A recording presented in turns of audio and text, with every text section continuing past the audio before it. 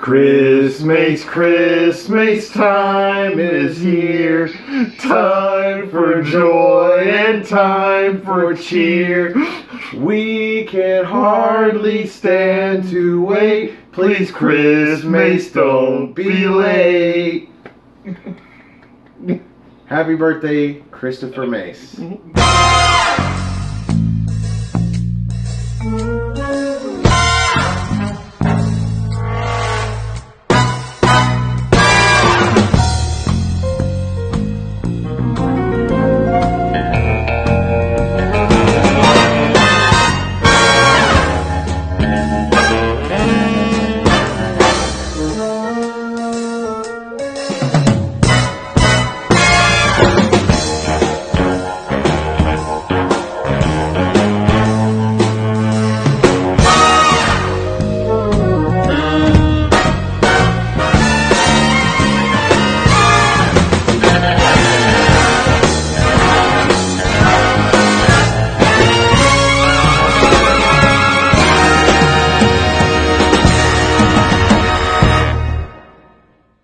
Support, no DQ. Welcome everybody to the NXT party for episode number 52 of NXT UK. I am your host, the Rated R reviewer, Stephen Osborne, joined as always by the General Jerry Slaughter. Good morning, wrestling fans. And this morning we've got a pair of guests. First, the birthday boy himself, the holiday Chris Mace. How are you doing, Chris? Doing great, y'all. I'm glad to be enjoying my birthday weekend, starting it off with y'all. So great. Thank y'all. Well, thank you. And the Cleaver, Colin Andrew. Thank you for joining us. Colin, how's it going? It's going good, man. How are we doing this morning? Pretty good. Pretty decent. I'm still awake. Yeah, long day at work, and he's still here doing the unpaid job. Yes. So, thank you, Jerry. I got paid in Chinese. Yeah. And root beer. If We're you good. can't tell the fact that I'm not wearing a work shirt, yeah, I didn't work today. I took Yeah. today off. Fucker. So, yeah. Cost me 10 vacation hours, but fuck it. Yeah. So, on to the show. Before we get to anything, we have Sid Scala come off and again, for the second week in a row, rip off our cold open. Mm-hmm. Only, I think we do it better. Jerry is way funnier than whoever writes for Sid Scala because he just runs down the card. Yeah. Including Tony Storm coming out and talking. You basically, yeah, we're going to hear from Tony Storm. And it's like, yeah, that's my favorite thing to do on NXT UK is hear from Tony Storm. If at least I didn't hear shiny ones this time. Yeah, she didn't Thank whip God. out the shiny. Thank Yeah. Jesus. Our first match of the night is Fabian Eichner and Marcel Bartel versus Always a Saxon win. Huxley and Tyson T-Bone. So we've got the jobberest of all jobber teams, and we've got The most dominant force in the tag team division, short of the Yeah. Grizzly Young Veterans. they are mathematically one half of Imperium, Yep. and of course we know who's going to win this match. This would have been a really great match. If it wasn't Bartel so and Eichner damn put up a expected. hell of a fight. We saw like 2 or 3 of Eichner and Bartel's great tag team moves that they've come, like that double drive-by drop kick Yes. when dude's dangling over the ropes. I mean, come on, that was great. Because at first they had Eichner holding the dude so that Bartel could come in and do the drop kick, and it'd be safer so he could actually execute one that was a drop kick. And this time they're just like, fuck it, we're gonna hit him from both sides. Love that move. We got to see the spine buster into the soccer kick. We got to see them deliver the fucking, well, of course, to finish the match, the last ride with the European uppercut coming off the middle rope. And 1, 2, 3. Of course, they were going to win. Yeah. But, I don't know, the match itself was pretty predictable. Mm-hmm. What do you think about it, Chris? Like I said, I thought it was showcase for Imperium. It was basic, it was pretty much basic match. Like I said, you can tell they're all a cohesive unit because they're all pretty much emulating and acting like Walter. They're all doing the pose. They're all working together as a cohesive team. This is going to be a very dominant team for years to come. Colin? Well, first thing I want to point out, like I mentioned on Twitter, I missed their old entrance. I missed the music, the handshake, etc. I know they're part of Imperium, but they don't have to mimic Walter 100%. Undisputed Era, they're a faction, and they are going to have, they have the same music, but they have a different flow. than each other. Great show of teaming by Barthel and Eichner, as always. These two dudes, honestly, in my opinion, are probably, if they were faces, or if James Drake and Zach Gibson go face, the next tag team champions. Like, no other team deserves them more than these guys at this point. Yeah, if it hadn't been the grizzled young veterans, I would have rather it been Eichner and Barthel, because they gelled together as a tag team almost off the rip. Yeah. And then after 2 or 3 matches, they had these tag team moves that weren't even finishers, but could be finishers for any other tag team out there. And it's just like, all right. And then they just kept winning. And then right when they hit their peak, like, they started losing, and it's like, fuck. Yeah. But that was leading them into forming Imperium. So I guess the means it became a win. Yeah, the means were justified there at the end. What do you think about the opening match, Jerry? I really like it in the sense that we got to see a little bit more of a different side of Eichner and Barthel in this one too. Because a lot of their matches beforehand, yeah, they use some heel tactics here and there, but they're taking even more liberties now.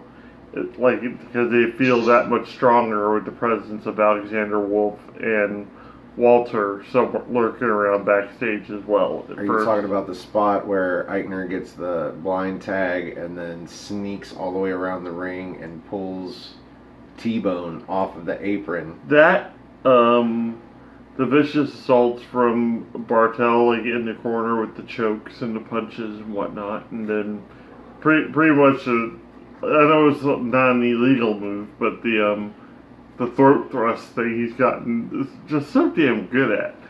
I'll tell you what Eichner did to impress me. He fucking caught Tyson T-Bone in the air trying to leap over him. He just caught him in midair, turned him around, and fucking into his... Power slam. Yeah, power slam.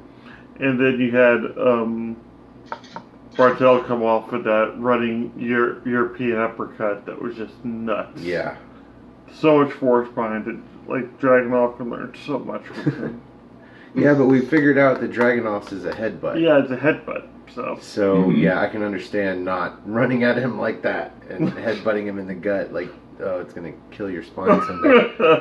So maybe that's why he's on all that cocaine. Anyway, after this, we get an interview with Travis Banks. And this is about his title loss, and it's very brief, and he just says he's going to have to hit the reset button. I think in order to have a reset button, you have to have a start button first.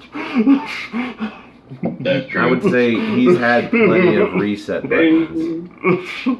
For the first several months, every time he attempted to get in the ring, he'd get injured. Like, he was very injury prone.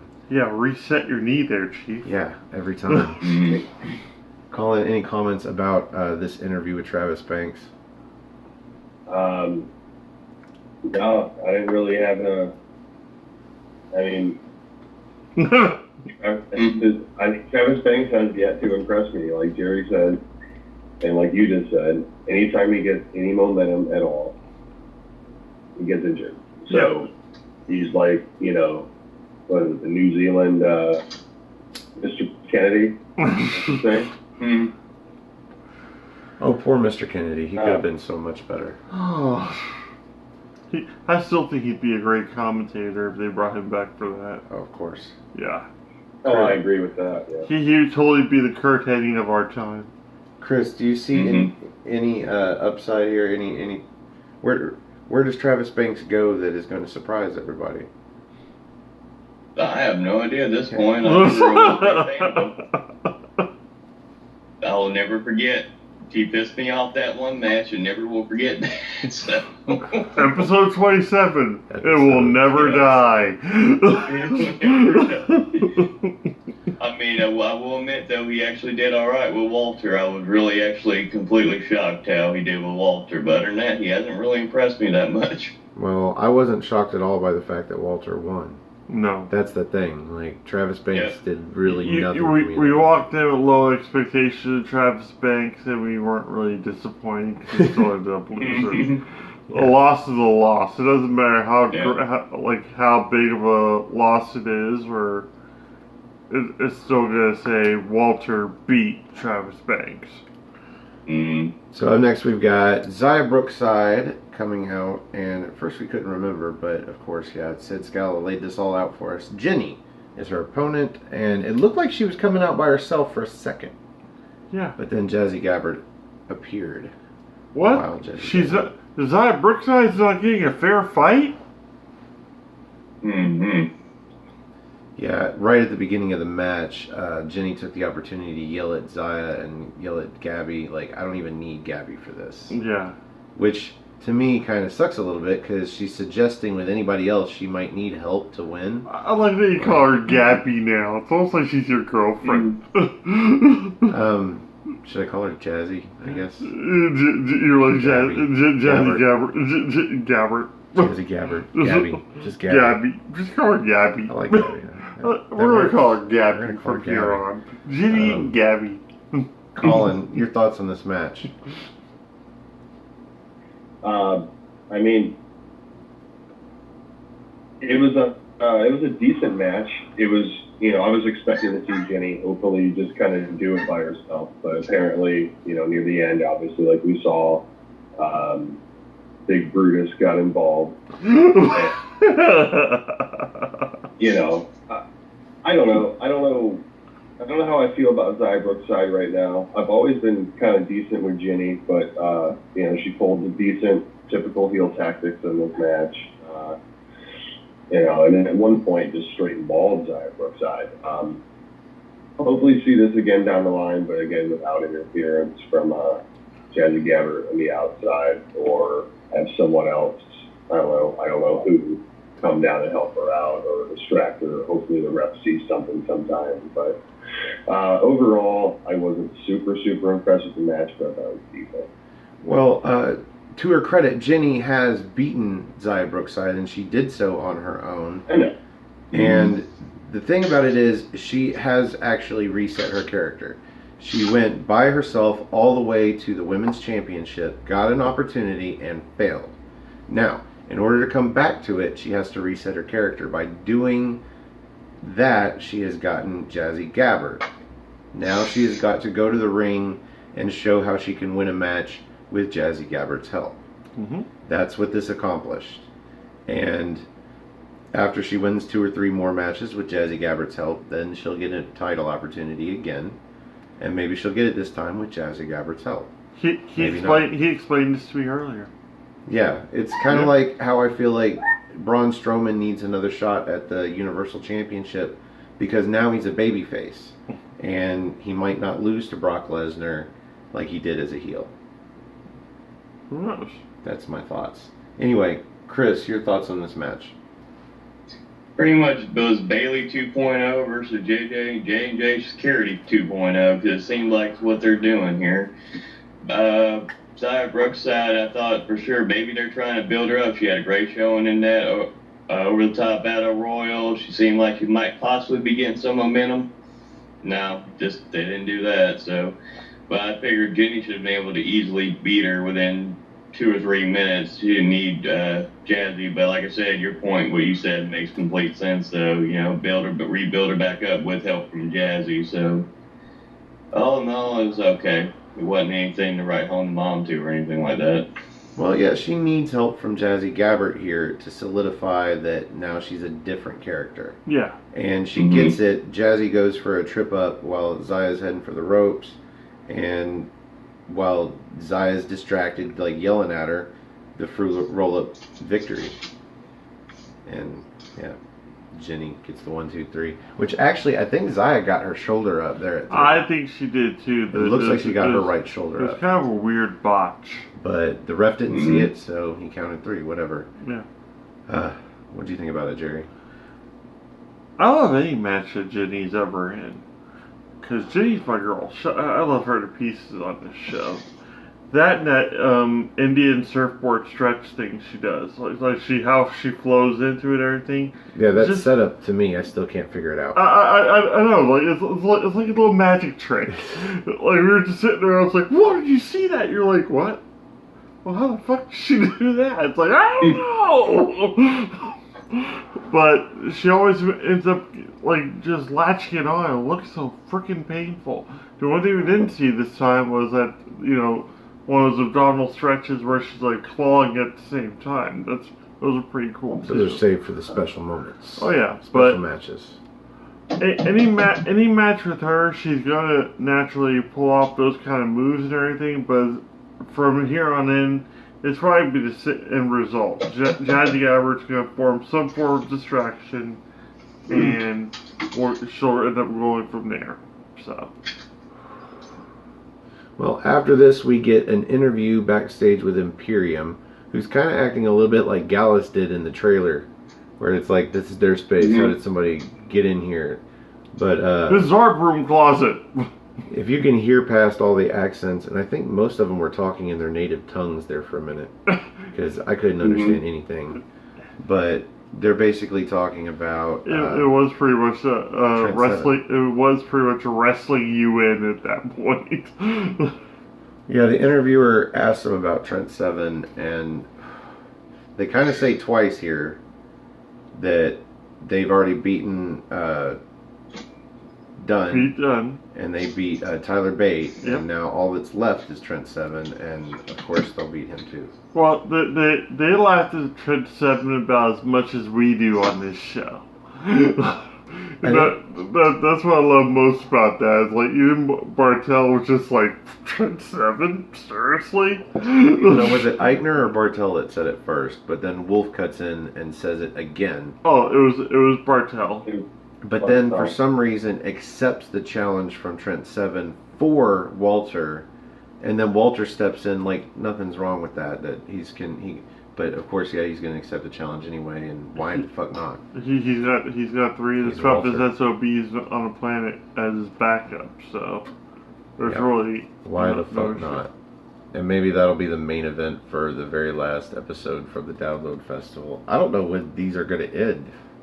But see, that's what gets me about the entrance. Like I can wait to see them perfect the entrance when they have a bunch of weeks in between. Because this is just 3 days, I guess. Yeah. Them recording a couple hours every day for 3 days. Mm-hmm. I'm ready for them to move on back to like the cheese factory or whatever it was. The corn exchange. The corn exchange. Yeah. The cheese factory. Corn exchange. It's all the same. So we get a selfie promo next from Kenny Williams, and he's talking about Noam Dar, and I guess he takes exception to Noam Dar trying to take the chair from him, even though he kind of did a heelish thing by using the chair to distract Noam Dar so that Noam Dar would lose. Yeah. So I don't know, but he threatens to take the wing that Noam Dar wanted him to be under and break it.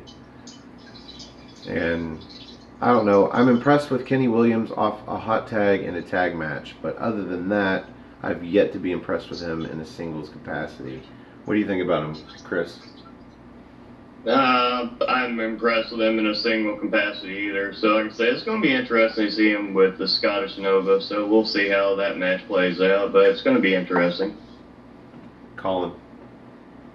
I'm going to agree with you guys on that. I really haven't been impressed by Kenny Williams at all. So we'll see what happens. Good luck, kid. That's all I can say. Jerry, you think this is where Noam Dar puts over Kenny Williams to try and give him a little bit of momentum? I'm actually kind of hoping so, because otherwise he might as well have a shirt that says Kenny Williams. At least I'm not Flash Morgan Webster. But where does either of them go after this? Like, you've got to be building momentum for something. There's no incentive for them here. They need to be going for a cruiserweight title or maybe some sort of cruiserweight tag title. No, we need the European title as the middle card title. Yeah, they're neat. Okay, we talk about this, so we're blue, and you guys are blue in the face. I'll probably be like a purplish color. But we'll be talking about this for quite some time. So yeah, anybody that knows a writer down there at Full Sail, tell them that they need to send word to UK. No, what they need to do is European Championship. What they need to do is have 24/7 title go over there at least once, and R-Truth to lose it, and then it officially becomes the European belt. Yeah, because he keeps... That's what I brought. He keeps referring to it as the European belt, so it only makes sense that it becomes the European belt.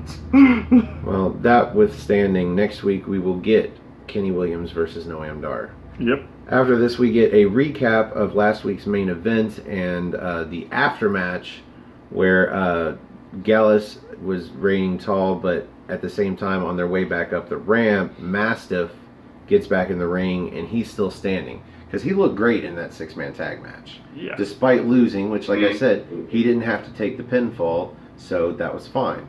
Gallus needed to look strong. Coming off of this, I guess there was words between Mastiff and Joe, even though Joe never got back in the ring. They just left. But this is going to lead into a interview backstage. So we get Gallus in the trainer's room. I guess Mark Coffey suffered some kind of injury during that match, and he's still hurting. And Wolfgang, a week later, Wolfgang's about to bandage him up, and he puts the bandage in front of him. And that was Joe. Huh? That was Joe. Yeah, Joe Wolfgang was in the background. Yeah, Wolfgang's about to bandage him up. He's like, Wolfie, I need you to bandage him up. And he puts the bandages down, and then he sees the interviewer. He gets all sorts of pissed off, grabs the bandages, and throws them over to the side. Yeah, too bad for you, brother. I thought that was so great.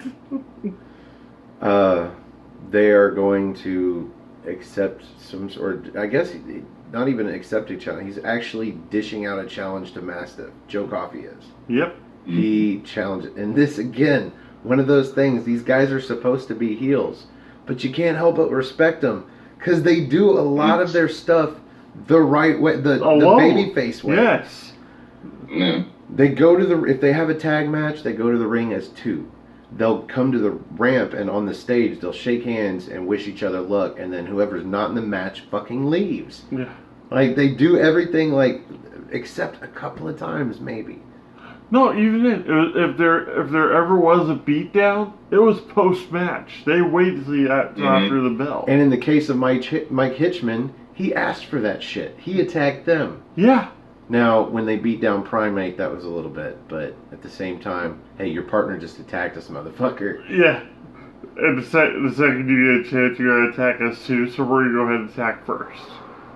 Just make that clear, if that's alright with you. However, somewhere between their accent, I gather that they are challenging, or Joe is challenging Mastiff, and we're probably going to see that match. And I'm actually a little bit looking forward to that. Colin. Mm-hmm. Joe versus Mastiff. How do you see this going down? Oh, God, shut up and take my money. I mean, it's going to be a great match. And for some reason, I see Dave Mastiff going over. Yeah. Because I feel, as a singles competitor, he needs it more than Joe with faction. You know what I mean? Yeah. There's other ways that they can get involved with different things. But, I'm really looking forward to seeing this match. And, hey, we might even see it in the next NXT TakeOver. I'm hoping that somewhere along the way, Mastiff gets propelled to Walter. And we get to see Mastiff versus Walter for the NXT UK Championship. Or the WWE UK Championship, whatever. But I'm thinking Tyler Bates didn't come back before then. That's probably what they're going to have. Mastiff is damn near undefeated. Yeah. In singles capacity, he is undefeated. Uh-huh. And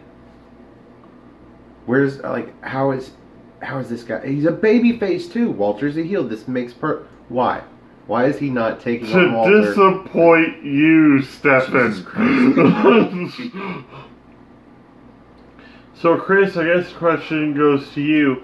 Where does Gallus go if Joe Coffey loses to Mastiff at this point? Hopefully a feud with Imperium, or they try to go after the tag titles. They got to do something, because like you said, they are healed, yes, but they do things that babyfaces would do. They shake each other's hand, they go to back, they just straight up in your face. They make challenges, people. They are heels, yes, but they do a lot of stuff that babyface would do, so I wouldn't be opposed to them trying to go after the tag titles. Something's brewing Colin over here.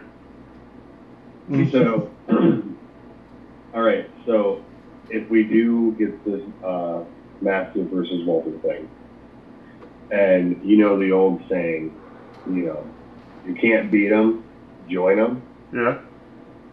Could you see maybe if Imperium got involved, and next thing you know, this is how you turn Gallus and have Gallus come down to help out Mastiff because he heard. Wow. That's a good idea. Yeah. I was actually thinking, Gallus would probably just be going against, Alexander Wolf, Marcel Bartel, and Fabian Eichner. So either way, that would work out beautifully. Oh man, that'd be a hell of an 8-man tag. I hope somebody's watching. Yeah, no kidding. That'd be hell of a War Games. Keep pitching that idea. Dude, I'm already there. I'm still hoping for I'm catching a flight. Free, I don't have a passport. I'm still hoping for Imperium versus Undisputed Era for War Games. I think that's where the money's at. So, action warfare, brand warfare. After this, we get the aforementioned Toni Storm in-ring promo, and she's talking about Kaylee Ray and how they used to be friends. And she first kind of came into the United Kingdom and got with Kaylee Ray because Kaylee Ray took her under her wing, and she's already put Jerry to sleep. So this interview is saved sort of by Kaylee Ray, who comes out. Of course, she's going to come out. She's going to talk some smack, and I could kind of understand her for the most part. Are you still asleep, Jerry? Even with Kaylee Ray, I thought we liked Kaylee Ray. Oh yeah, Kaylee Ray's awesome. Chris, what did you think about Toni Storm and then Kaylee Ray here? I want Kaylee Ray to go down there and beat her ass and take that title already. I'm tired of Toni Storm being champion. Well, at she least we don't threatens get to the do just that. shiny bull crap. I don't like Toni Storm. But I mean, it was okay promo. They set up the match for Takeover, so we'll see how the build goes before we get to the match. But I hope by the time that Takeover comes, we got Kaylee Ray winning the NXT UK Women's title. Could be. Colin? I am looking forward to this feud. I'm not a huge Toni Storm fan, as we all know. But Kaylee Ray, I'm a fan of hers. I'm looking forward to see more. And after NXT TakeOver, I'm hoping to see a new women's champion because Toni Storm's a 2-time champ, right? Yeah. One time. No, one time. One time, just once. But it just seems like forever. Yeah. It's just been a while, and she hasn't really done anything to impress me as champion. So, we get the belt off her. Let's get something new, something fresh. Kaylee Ray. Go from there. So Kaylee Ray comes out and threatens to use her opportunity now, which seems to me like a Money in the Bank. Just give her a briefcase. Just give her a fucking briefcase. Whatever. Satchel, purse, she whatever. threatens to use it now, but she's like, no, she's going to wait, and she's not going to use it next week. She's going to use it at, let me get this right, NXT UK TakeOver Cardiff. Why is it in Blackpool? For some reason. But that doesn't stop her from talking a little bit of smack. I mean, she's just there to try and hype a match that we're not going to see for a month. Cool. She really didn't save Toni Storm here, though. No. I saw Toni Storm trying a little bit, but it's too late. Basically, at this point, and this will be brought up to Stefan while we're watching, is the fact that Rhea Ripley's pretty much out of the title hunt right now, so she needs to head to America and challenge Baszler already and make all our dreams come true. So, coming off of this, we get sort of an interview with Sid Scala, so we see him again tonight. And I guess he's talking about the women, and then this leads into his decision to make another first ever match. Of course, for NXT UK, there is going to be a lot of first ever matches. In this case, he's pumped about this one, though. It's a 6-woman tag match. it's a very basic, like especially on SmackDown with Teddy Long in charge. It's a very basic match, very basic match. But they want to brag that this is the first ever women's 6-man tag match, and well, 6-woman tag match. Semantics. 6-person. It's not that big of an announcement. But anyway, he's going to put Toni Storm and Kaylee Ray on opposite sides here. So with Kaylee Ray, she's going to have Jenny and Jazzy Gabbert. And I'm like, fucking Jazzy Gabbert, she's going to be the last person on that team tagged in. She's going to clean house, probably.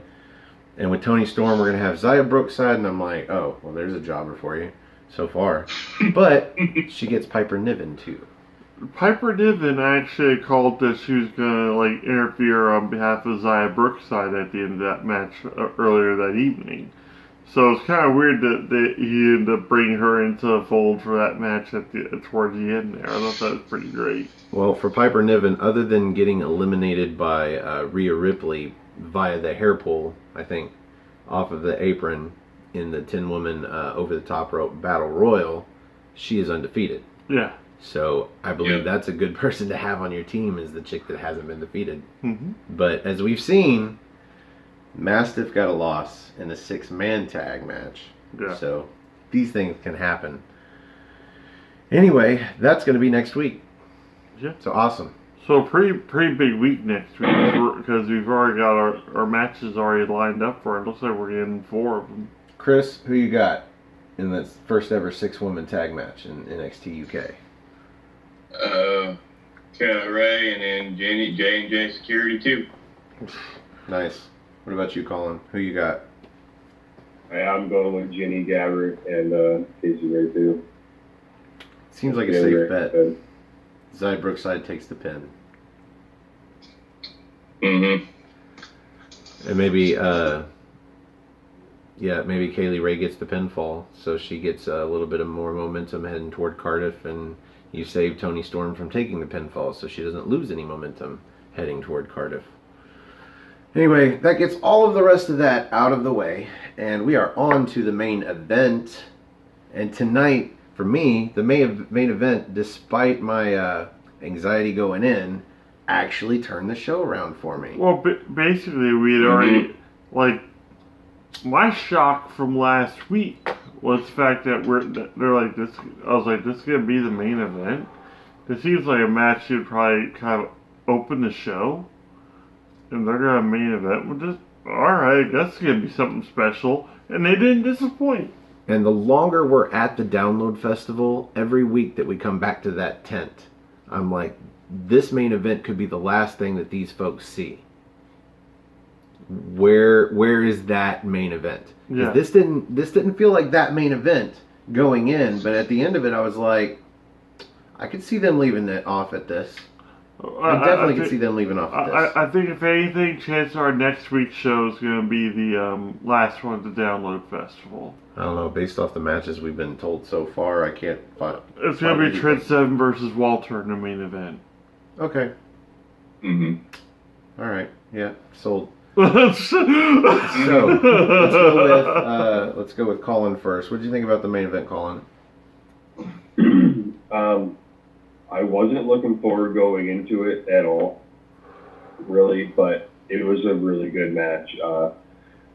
They pulled off a few cool moves that really caught my attention, like really near the end, honestly, for me, when Andrews goes for, what was it, a moonsault, and catches him on the mat, like in a headlock, and then picks him up and just, whirls him around. The cravat.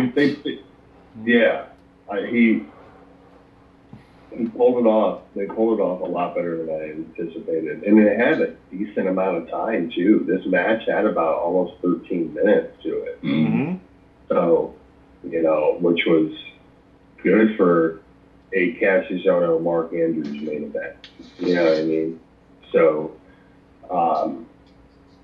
they both looked good. Cassius Ohno has been looking a lot better over the last recent weeks, at least to me. And, I have not been the biggest fan of his career since he's been back in WWE and stuff. So I got to give props to him on that.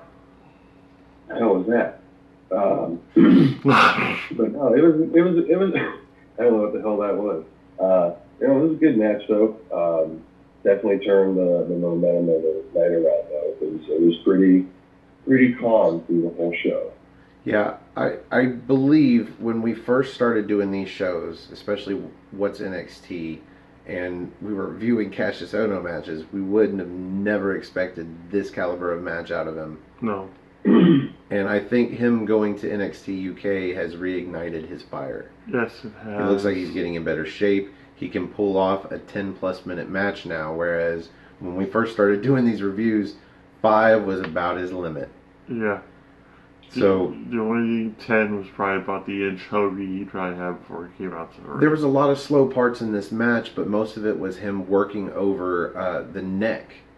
And that came into play at the end. Like, it was a story of, especially from the point where he dropped Mandrew's neck first across the bolt. Like, he uncovered the bolt that holds the turnbuckle on and dropped him neck first over it.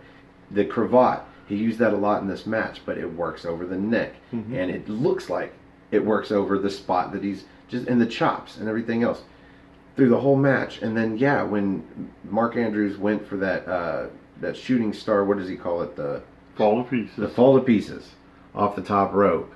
And Cassius moves just enough to catch him, almost like Randy Orton would do for an RKO. But he catches him on the mat and then brings him up for the cravat and then does that suplex. Yeah.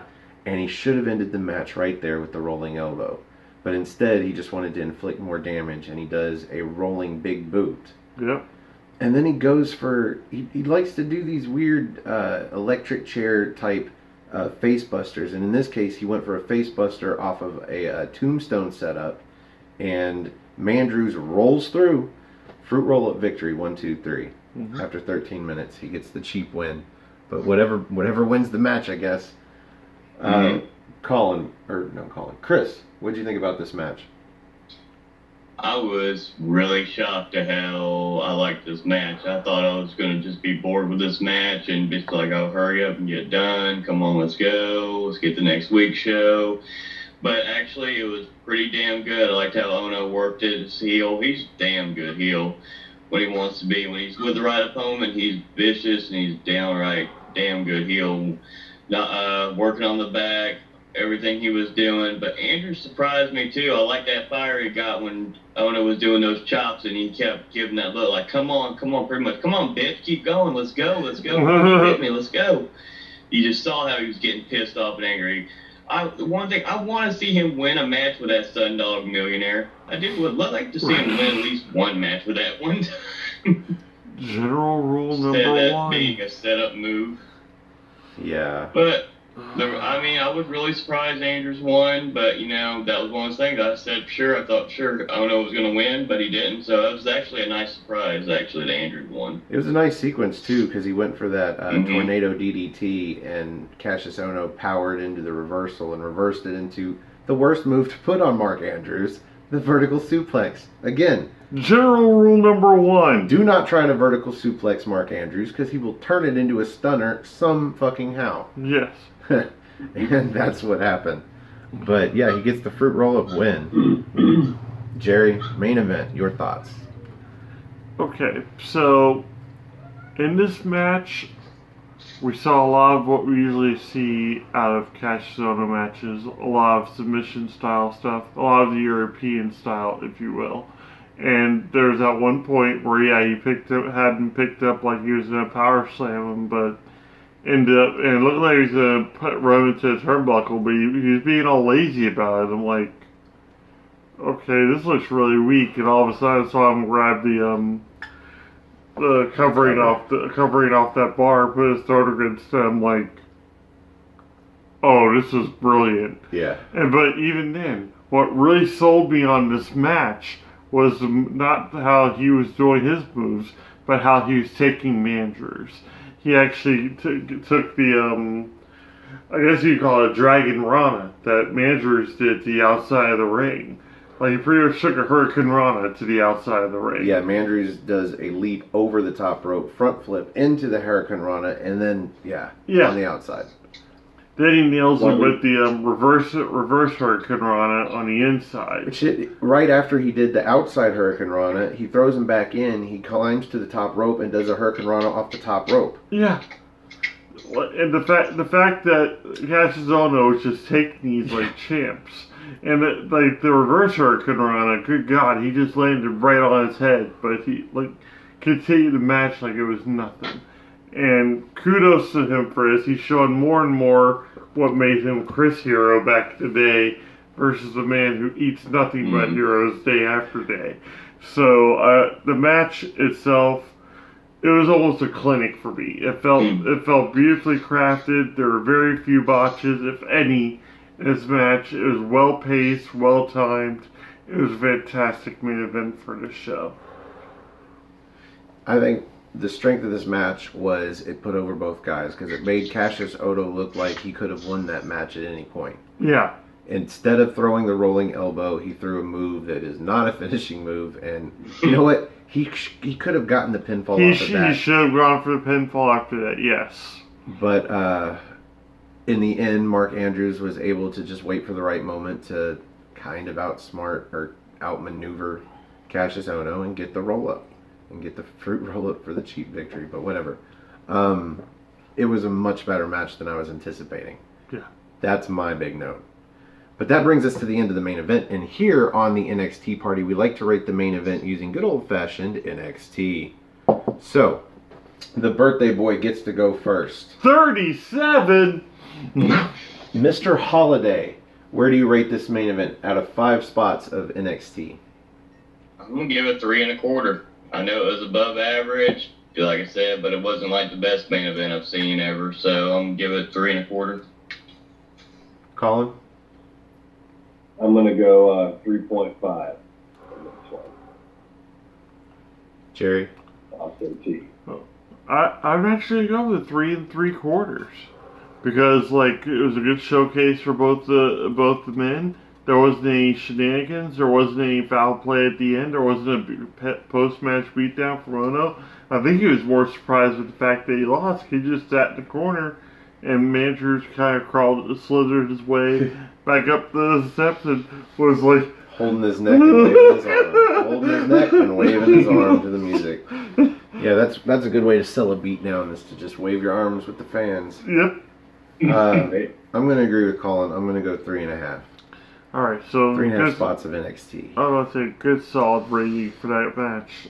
So. Yeah, like I said, way better than I expected. So that's always a plus. And it had a story from beginning to end with the neck, and it was done so very well. He used neck chops and neck spots just when he needed to. And like I said, it looked like Cassius Ohno should have won the match. He was just too preoccupied with proving a point, and Mandrews capitalized and rolled him up. Both guys look good. If WWE's smart, if for some reason Cassius Ohno just shows he can't be in the ring anymore, they need to put him in that performance center. Just showing people how it's done, because this was just brilliant. Yeah, some of the things that he does is just like, that's why he calls himself the genius of wrestling, or wrestling genius. So, that brings us to the end of this episode of the NXT Party. Thank you for joining us and having a spot of NXT. Thank you guys for being on the show. Again, happy birthday, Chris. Thank you. And where can we find you on social media, or can we yet? One more weekend and we can. Okay. Well, where can we find you, Colin? You can find me on Twitter and Instagram at Colin Andrews. You can find me on my YouTube channel for my series Chopping Block and Prime Cut predictions at Colin, COLIN space Andrew, ANDREW. Keep supporting all these guys and all the hard work of TeamNoDQ.com. Spoiler, the next guests on the Chopping Block are very good friends of ours. Yes. Very good friends of ours. Two of the best fucking people we know. Yeah, two of the greatest. So, thank you guys for being on. And if you would like to be on a future episode of the NXT Party, you can find us on Twitter, you can find us on Facebook, or you can leave your email down below and we will get back to you. All you need is Skype, watch the show. Phone number if you want. We're not creepers. We're now available like all day on Friday to record this, so whatever your schedule is, we'll figure it out. That's how we got Chris up here, though. Email. Good old email. But if you want to use Twitter, you can find me at nodq.com/Stefan. That's Stefan. Or if you just want to look me up on Twitter, it's at Stefan R. Osborne, Osborne. As always, the R stands for restricted. You can also find the gentleman on Twitter At NoDQ General, and also my Facebook group Armbar, all capital ARMBAR. Exclamation point. He's got the exclamation damn point. Skype lag, man. One day they'll have it super fast. And... No, he got it on exclamation point. We're good. Wrestling memes, discussions. Pretty much, if you're not gonna participate in the group, I don't want you in there.